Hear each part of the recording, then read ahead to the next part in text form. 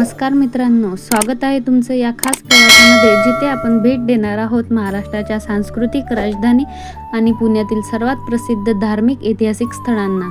पुणे म्हणजे महाराष्ट्राची शान, इतिहासाचे गर्वगीत आणि अध्यात्माचं पवित्र केंद्र। इथे तुम्हाला इतिहासाच्या सुवर्ण काळाची झलक मिळेल, भक्तीचा स्पर्श जाणवेल आणि संस्कृतीचा अभिमान वाटेल। आजच्या या रोमांचक प्रवासामध्ये आपण भेट देणार आहोत पुण्यातील सर्वात प्रसिद्ध आणि श्रद्धेचे केंद्रस्थानी असलेल्या दगडूशेठ गणपती मंदिराला, हरित हिरवाईने नटलेल्या सारसबाग गणपती मंदिराला, पेशवाईच्या ऐतिहासिक वारशाच्या साक्षीदार शनिवार वाड्याला, महाराष्ट्राच्या सोन्याचं मंदिर म्हणून ओळखल्या जाणाऱ्या जेजुरी खंडोबा मंदिराला, संत तुकाराम महाराजाचे पावन स्थान असलेल्या देहूला, संत ज्ञानेश्वर महाराजांचे समाधी स्थळ असलेल्या आळंदीला। मित्रांनो, जर तुम्ही पुण्याला भेट दिली नसेल तर हा व्हिडिओ पूर्ण पहा, कारण यात तुम्हाला मिळेल ठिकाणांची ऐतिहासिक आणि धार्मिक माहिती, भक्तीचा अनुभव आणि प्रवासाच्या टिप्स। आणि तुम्ही जर पुणेकर असाल तर या ठिकाणाबद्दलच्या खास आठवणी आम्हाला कमेंटमध्ये सांगा। चला तर आता वेळ न घालवता सुरू करूया आपल्या या भक्तीचा आणि इतिहासाने नटलेला अनोखा प्रवास। आणि आता आमची जर्नी सुरू झाली भंडारा टू पुणे। आम्ही ट्रॅव्हल्सने प्रवास केला आणि आम्ही रात्री 9ला ट्रॅव्हल्समध्ये बसलो भंडाऱ्यावरून आणि सकाळी 10ला पुण्याला पोहोचलो। आणि श्रीजितने ट्रॅव्हल्समध्ये खूप एन्जॉय केला, कारण हे त्याची फर्स्ट टूर होता। आणि आपल्या प्रवासाची सुरुवात होते पुण्यातील सर्वात प्रसिद्ध भक्ताच्या श्रद्धेचे ठिकाण म्हणजे श्रीमंत दगडूशेठ हलवाई गणपती मंदिरापासून। आणि हे मंदिर 125 वर्षापूर्वी बांधले आहे आणि हे मंदिर खूप पाहण्यासारखे आहे। दगडूशेठ हलवाई गणपती मंदिर हे पुण्यातील सर्वात प्रसिद्ध गणपतीचे मंदिर आहेत। आणि तुम्हाला माहीत आहे का, या गणपतीची मूर्ती सुमारे 40 किलो सोन्याने सुशोभित केली गेली आहेत। पुण्यातील सुप्रसिद्ध व्यापारी दगडूशेठ हलवाई आणि त्यांची पत्नी लक्ष्मीबाई यांनी हे मंदिर बांधले। दगडूशेठ हलवाई हे गूळ आणि मिठाचे मोठे व्यापारी होते आणि मुलांचे अकाली निधन झाल्यानंतर त्यांनी गणपतीची भव्य मूर्ती बनवून मंदिर बांधण्याचा संकल्प केला आणि लोकमान्य टिळकांनी या गणपतीचे दर्शन घेऊन सार्वजनिक गणेशोत्सव करण्याची प्रेरणा दिली होती।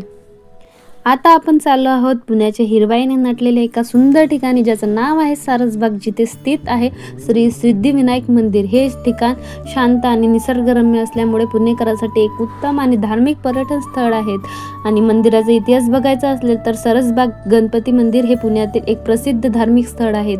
हे मंदिर पेशवे काळात नानासाहेब पेशव्यांनी 1750 साली बांधले आहेत। मुळात ही जागा दलदलीत होती, पण बाजीराव पेशवे द्वितीय यांनी काळात येथे सुंदर तलाव करण्यात आला। नंतर नानासाहेब पेशव्यांनी या तलावाच्या मध्यभागी टेकडी उभारून गणपतीच्या मंदिराची स्थापना केली आणि मंदिराचा परिसर आणि सौंदर्य मंदिराच्या सारसबागचे हिरवागार आणि स्वच्छ परिसरात स्थित आहेत। येथे एक सुंदर तलाव असून आजूबाजूने झाडांनी व्यापलेला आहे, ज्यामुळे मंदिर अत्यंत शांत आणि भक्तिमय वाटतो। मंदिरात मुख्यतः श्री सिद्धिविनायक गणपतीची भव्य मूर्ती विराजमान आहेत। धार्मिक आणि सांस्कृतिक महत्त्व म्हणजे येथे दररोज शेकडो भक्त गणपती बाप्पाच्या दर्शनासाठी येतात। गणेशोत्सवच्या वेळी आणि संकष्टी चतुर्थीच्या वेळी येथे मोठ्या प्रमाणात गर्दी असते। विवाह, मुंज आणि धार्मिक कार्यक्रमासाठी हे मंदिर प्रसिद्ध आहेत। विशेष म्हणजे श्री सिद्धिविनायक गणपती तलावातील गणपती म्हणून ओळखले जाते। मंदिराचा पत्ता आणि वेळ, स्थान सारसबाग, स्वारगेट, पुणे आणि दर्शनाची वेळ आहे सकाळी 5:30 ते रात्री 9 वाजेपर्यंत, केव्हाही तुम्ही जाऊ शकता आणि नंतर ते रात्रीनंतर बंद होते। आता आपण चाललो आहोत पुण्याच्या प्रसिद्ध ऐतिहासिक वास्तूपैकी एक शनिवार वाडा। हा किल्ला कधी काळी पेशव्यांची राजधानी होता, पण 1828 मध्ये लागलेल्या रहस्यमय आगीत यांचा बहुतांश भाग नष्ट झाला। हा फक्त एक वाडा नाही तर संपूर्ण पेशवाईचा इतिहास, मराठ्यांच्या शौर्याची साक्ष आणि एका रहस्यमय कथा सांगणारा किल्ला आहे। हाच तो वाडा जिथे महाराष्ट्राच्या इतिहासातील एक मोठी शोकांतिका घडली होती। शनिवार वाड्याच्या बाजीराव पेशवे आणि मस्तानी यांच्या प्रेमकथाचा इतिहासाची विशेष संबंध आहेत। असे म्हणतात की मस्तानीसाठी खास मस्तानी महल वाड्यात बांधला गेला होता, जिथे ती राहत होती। बाजीराव पेशव्यांनी मृत्यूनंतर मस्तानीच्या जीवनावर मोठा परिणाम झाला आणि तिची कहाणी इतिहासात अजरामर झाली. हिंदी चित्रपट बाजीराव मस्तानी याच ऐतिहासिक प्रेमकथावर आधारित होता आणि त्यात शनिवार वाड्याचा उल्लेख महत्त्वपूर्ण होता. यात भव्य वाड्यांची निर्मिती 1732 साली आणि थोरल्या बाजीराव पेशव्यांनी केली आणि संपूर्ण हिंदुस्थानातून मोठमोठे सरदार येथे भेटण्यासाठी येत होते. या वाड्याला एकूण 5 दरवाजे होते. यापैकी दिल्ली दरवाजा सर्वात मोठा आणि मजबूत होता. तो इतका मजबूत होता की शत्रूचे हत्तीही त्याला तोडू शकत नव्हते. शनिवार वाड्यात अनेक अद्भुत वास्तुशैली दिसते. दरबार हॉल जिथे मोठमोठ्या सभा घेतल्या जायच्या आणि येथील हरिहर फवारा जो जगातील अद्वितीय पाणी फवारा मानला जातो. शनिवार वाडा केवळ ऐतिहासिक नाही तर काही लोकांच्या मते एक भूताटकी ठिकाण देखील आहेत. असे म्हणतात की नारायण पेशवे यांची कुटील राजकारणामुळे वाड्यात हत्या झाली आणि त्यांच्या आत्म्याचा आक्रोश अजूनही ऐकू येतो. अनेकांनी रात्रीच्या वेळी काका मला वाचव हा आवाज ऐकला असल्याचा दावा केला आहे. तर त्यामुळे हा वाडा अधिक गूढ आणि रोमांचक वाटतो. मित्रांनो, जर तुम्ही पुण्याला आला तर शनिवार वाड्याला भेट दिल्याशिवाय पूर्ण पुणे पाहिलं असं म्हणता येणार नाही. चला जाणून घेऊया काही महत्त्वाच्या गोष्टी. स्थान आहे शनिवार पेठ पुणे आणि त्याच्या म्हणजे जायची वेळ आहे सकाळी 8 ते संध्याकाळी 6:30 पर्यंत आणि तिकीट तिथले जे भारतीयांसाठी तिकीट आहे ते 20 ते 25 रुपये आहे आणि जे फॉरेनर आहे त्यांच्यासाठी 300 रुपये आहे. आणि आपण आता पोहोचलो आहोत प्रसिद्ध खंडोबा मंदिर, जे महाराष्ट्राचे सोन्याचे मंदिर म्हणून ओळखले जाते. इथे दरवर्षी लाखो भाविक भंडाऱ्याचा हळदीचा अभिषेक करतात. जेजुरी हे महाराष्ट्रातील एक प्रसिद्ध धार्मिक स्थळ आहेत आणि खंडोबा महाराजांचे प्रमुख पीठ म्हणून ओळखले जाते. खंडोबा हा महाराष्ट्रातील लोकांच्या कुलदैवत आहेत आणि जेजुरी खंडोबाची जेजुरी म्हणून मोठा मान आहेत. खंडोबा मंदिर हे जेजुरीच्या डोंगरावर आहेत आणि येथे जाण्यासाठी 350 ते 400 पायऱ्या चढाव्या लागतात. हा देवाचा लढवय्या अवतार मानला जातो. त्यामुळे खंडोबाला मल्हारी मार्तंड असेही म्हणतात. असे मानले जाते की खंडोबाने मारू आणि मन्या राक्षसाचा वध येथे केला होता आणि त्याची आठवण म्हणून येथे खंडोबाची पूजा केली जाते. पेशव्यापासून अनेक मराठा सरदार आणि योद्ध्यांनी खंडोबाची उपासना केली आहेत. येथे येणाऱ्या भक्तांची येळकोट येळकोट जय मल्हार असा जयघोष करत मंदिरात प्रवेश करतात आणि खंडोबाची पूजा केशर आणि हळद उधळून केली जाते आणि मंदिराचा संपूर्ण परिसर हा हळदीने माखलेला राहतो. बाण म्हणजेच मोठ्या हत्यारांची पूजा येथे केली जाते कारण खंडोबा हा माघ पौर्णिमेला आणि चैत्र पौर्णिमेला इथे मोठी यात्रा भरतात आणि शनिवारी आणि सोमवारी येथे प्रचंड गर्दी असते. नवरात्र आणि दिवाळीला पण येथे खूप मोठ्या प्रमाणात भक्त येतात. जर तुम्ही तिथे गेलात आणि बघितलं तर तिथे वर हा नववधूला उचलण्याची प्रथा आहे आणि नवीन लग्न झालेले जसे की 1 वर्षाच्या आतमध्ये किंवा तुम्ही पहिल्यांदा दर्शनाला गेलात आणि लग्न झाल्यानंतर जर पहिल्यांदा तिथे दर्शनाला गेलात तर तिथे पहिल्या पायरीपासून तर 5 पायऱ्या उचलण्याची प्रथा असते आणि सर्वात आधी इथे तुम्हाला नंदीचं दर्शन होते. नंदीला पण हळद वाहूनच तिथे नमस्कार करण्याची प्रथा आहे. अशा प्रकारे त्यावर हळद वगैरे उधळून सुरुवात केली जाते. पहिल्या पायरीलाच नंदी लागतं आणि खंडोबाच्या मंदिराचा इतिहास साधारण 800 वर्षापूर्वीचा आहे. असे मानले जाते की छत्रपती शिवाजी महाराजांनी येथे दर्शन घेतले होते आणि मंदिर एका टेकडीवर आहे आणि येथे पोहोचण्यासाठी 350 पायऱ्या चढाव्या लागतात. पण वर गेल्यानंतर जो नजारा दिसतो तो मन मोहून टाकणारा असतो. खूप छान नजारा असतो आणि इथे भंडारा उत्सव म्हणजे जेजुरीचे खास वैशिष्ट्य आहे आणि संपूर्ण जेजुरीमध्ये हळदीचा भंडारा हा सण मोठ्या उत्साहात साजरा करतो. आणि आपण जर तुम्ही तिथे गेलात तर कसं पोहोचायचं ते मी तुम्हाला सांगते. पुण्याहून 48 किलोमीटर अंतरावर ते आहे आणि रेल्वे तसेच बसने सहजच आपण तिथे पोहोचता येते आपल्याला जायचं असेल तर.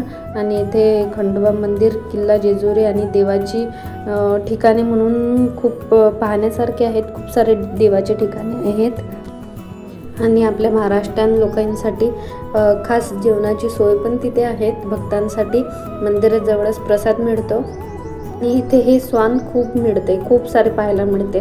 श्रीजित तर खूप डॉगी डॉगी म्हणून बोलत होता, कारण खंडोबाचे वाहन आणि त्यांच्या जवळ राहणारे ते स्वानच होते. आणि ते आजही तिथे असतातच. काही प्रमाणात दिसते तुम्हाला तिथे गेल्यानंतर. जसं रामटेकला गेल्यानंतर बंदरं दिसते, तसेच इथे पण खूप सारे स्वान तुम्हाला पाहायला मिळतात. आणि एक मी तुम्हाला आवर्जून सांगू इच्छितो की इथे जर तुम्हाला जायचं असेल तर स्पेशल हळदी कलरचा किंवा येलो कलरचा कोणता पण असा ड्रेस तुम्ही वेअर करू शकता. कारण जर तुम्ही व्हाईट वगैरे कलरचे कोणते जर फिक्के कलरचे कपडे घालून गेले तर इथे हळदीने तो ड्रेस बेकार व्हायचे खूप चान्सेस आहे. त्यामुळे जेणेकरून इथे सर्वजणच हळदीचे कलरचे घालून आले होते, कारण हळदी कलरवर जर हळद लागली तर काही एवढं काही माहिती पडत नाही. म्हणून आम्ही तिघांनी पण हळदी कलरचा ड्रेसच वेअर केला होता. आणि तिथे गेल्यानंतर अशा प्रकारे लाईनमध्ये लागावं लागते. आम्ही संडेला गेलो होतो, त्यामुळे जास्त तिथे गर्दी नव्हती. आमचं 15-20 मिनटात दर्शन होऊन गेलं होतं. पण त्यामध्ये पण श्रीजित थोडा रडतच होता, कारण त्याला गर्दी अजिबातच नको असते.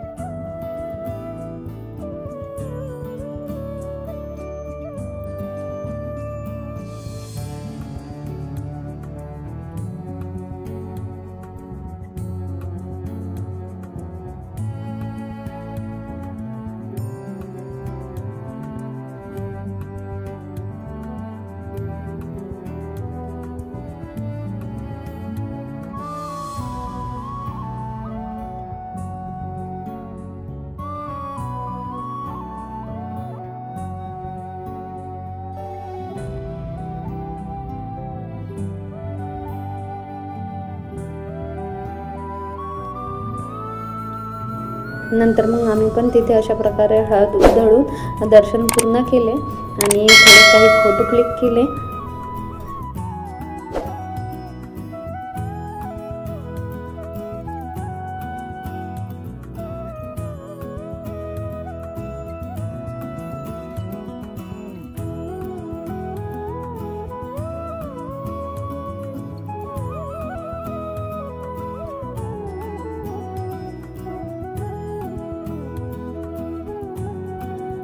आत्ता आपण पोचलो आहोत देहूमध्ये, जिथे संत तुकाराम महाराजांचा जन्म झाला होता.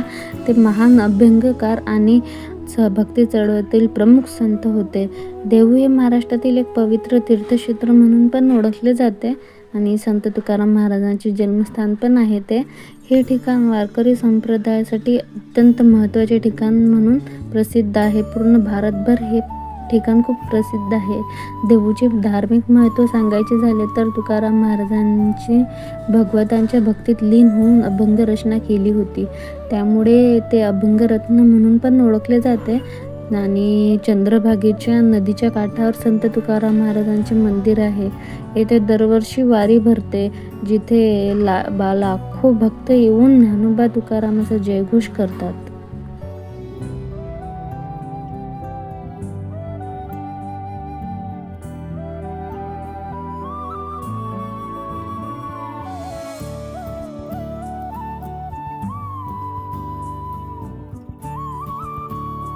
आपण आलो आहोत आळंदी येथे.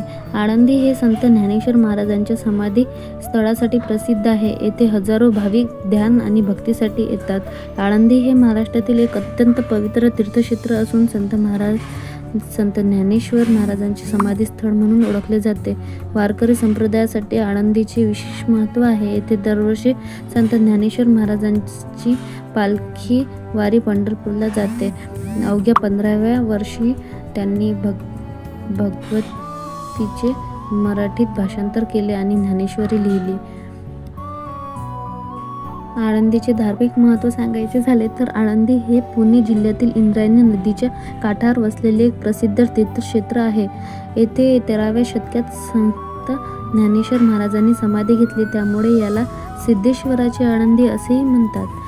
संत ज्ञानेश्वर महाराजांनी ज्ञानेश्वरी या गीतेच्या मराठी भाषेची रचना येथेच केली. आळंदी देवाची आळंदी असेही संबोधले जाते, कारण येथे वारकरी भक्तीचा घोष अखंड वाहत असतो. इंद्रायणी नदीचे महत्त्व असे आहे की इंद्रायणी नदी ही आळंदीचे आध्यात्मिक आणि सांस्कृतिक जीवन समृद्ध करणारी नदी आहे. असे मानले जाते की या पवित्र नदीत स्नान केले पापनाशन आणि मोक्षाची प्राप्ती होते. संत ज्ञानेश्वर महाराजांनी समाधी देखील या नदीच्या किनारी असलेल्या एक जागा अधिक पवित्र मानली जाते. आणि या आळंदीमध्ये आणखी एक वैशिष्ट्य आहे ते म्हणजे की जसे आपण बघतो काही महाराज भागवत करतात, कोणी कीर्तन करतात, कोणी प्रवचन करतात, तर ते सर्व या ठिकाणावरूनच शिकून गेले आहे. इथे घरोघरी त्याची पाठशाला आहे आणि खूप मोठे इथे अध्ययन केंद्र आहे. तिथे मुलांना भगवत करण्याचं आणि कीर्तन करण्याची शिक्षा दिली जाते आणि तिथे त्याचप्रमाणे राहावं पण लागते तिथे. आणि हे खूप मोठे आध्यात्मिक केंद्र म्हणून पण ओळखले जाते. खूप छान बोलीभाषा आहे इथली, जसे पुण्यातली आहे तसेच इथली पण आहे. आणि इथे 12 वर्षापासूनची मुलं भगवत कीर्तन शिकायला होतात. काही मुलं आम्हाला पण दिसले, ते पण तसेच राहत होते, धोती बंगाली वगैरे घालून, आणि त्याच वेशामध्ये त्यांना इथं राहावं लागतं शिकण्यासाठी. म्हणूनच या आळंदीला देवाची आळंदी असेही म्हणतात.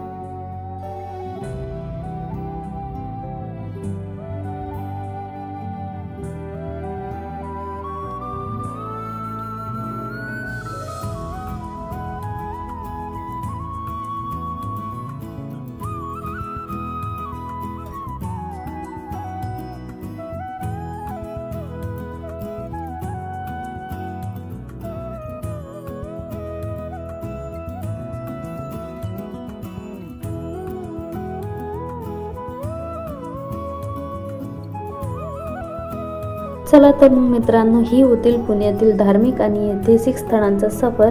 इथे श्रद्धा, इतिहास आणि परंपरेचा अद्भुत संगम आहे. तुमच्या आवडत्या ठिकाणाची नावे कमेंटमध्ये नक्की सांगा आणि व्हिडिओ आवडला असल्यास लाईक, शेअर आणि सबस्क्राईब करायला अजिबात विसरू नका. चला तर मग भेटूया अशाच रोमांचक प्रवासामध्ये.